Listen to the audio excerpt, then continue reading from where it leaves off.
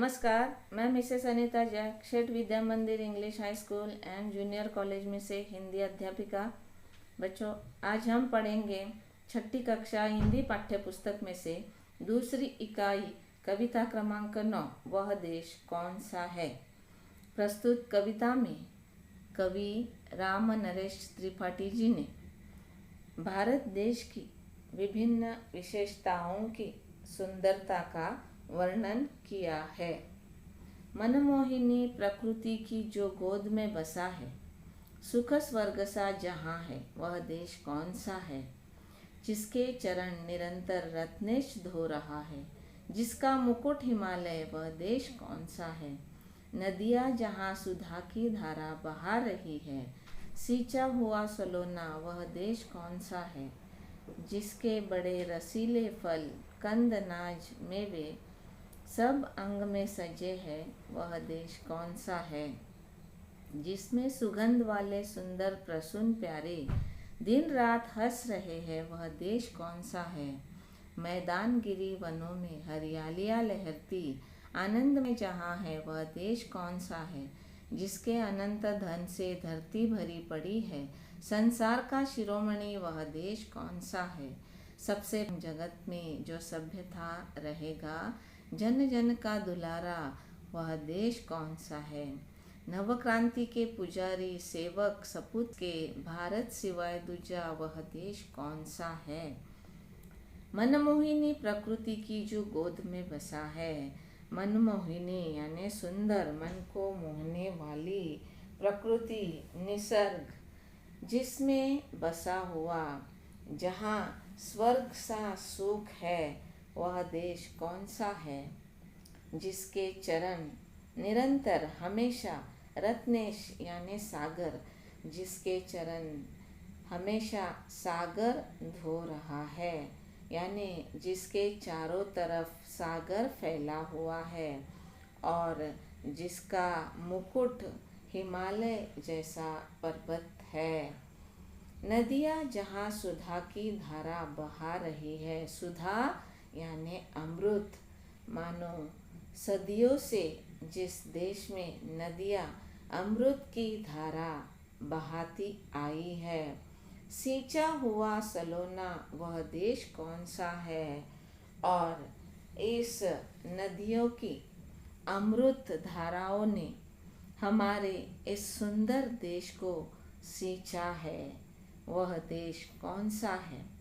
जिसके बड़े रसीले फल, कंद, नाज, मेवे, यानी जिस देश में जगह जगह पर बड़े रसीले मीठे मधुर फल है, अनाज है, सब्जियां है, अलग अलग प्रकार के मेवे हैं और जिसमें सुगंध वाले सुंदर प्रसून प्यारे, जिस देश के बगीचे में सुंदर सुंदर फूल खिलते हैं, प्रसून यानी फूल, वह देश कौन सा है। दिन रात हंस रहे हैं, वह देश कौन सा है। और ऐसे बगीचे में सुंदर फूल दिन रात हंसते रहते हैं, खिलते रहते हैं, वह देश कौन सा है। मैदान गिरी वनों में हरियालियाँ लहरती आनंद में जहाँ है, वह देश कौन सा है। जिस देश में जहाँ मैदानों में, गिरी यानी पर्वतों में, वनों में, जंगलों में हमेशा हरियाली लहरती है और हर तरह उस लहराती हुई हरियाली को देख के आनंद ही आनंद वातावरण महसूस होता है। और ऐसे आनंदमय वातावरण का हरा भरा यह देश कौन सा है। जिसके अनंत धन से धरती पर भरी पड़ी है। इस देश में, इस पृथ्वी पर विभिन्न प्रकार के खनिज भरे हुए हैं। इस संसार के सभी देशों में यह हमारा देश शिरोमणि यानी देश का मुख्य मुकुट है। पूरे संसार में, पूरे विश्व में हमारा देश मानो इस विश्व का मुकुट है, शिरोमणि है।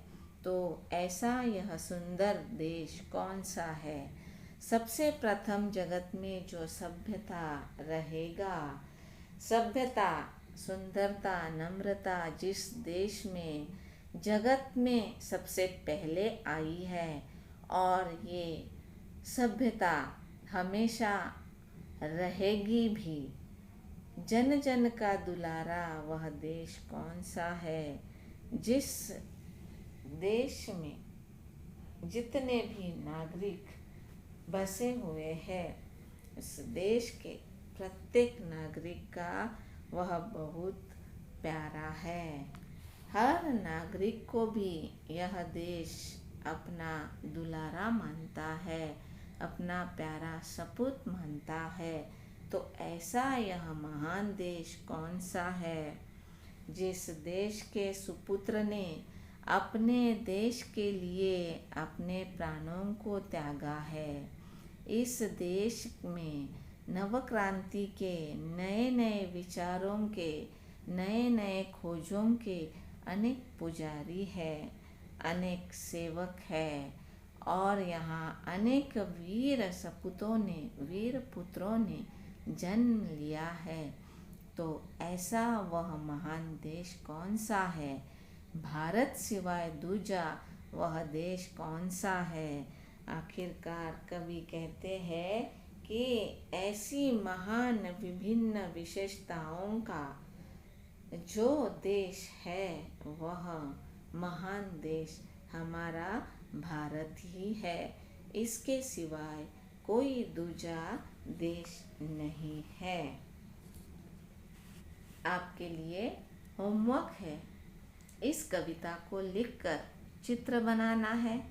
प्रश्न 2 है, कविता में से 10 कठिन शब्दों को लिखना है। प्रश्न 3 है, निम्नलिखित शब्दों के अर्थ लिखने हैं। धन्यवाद।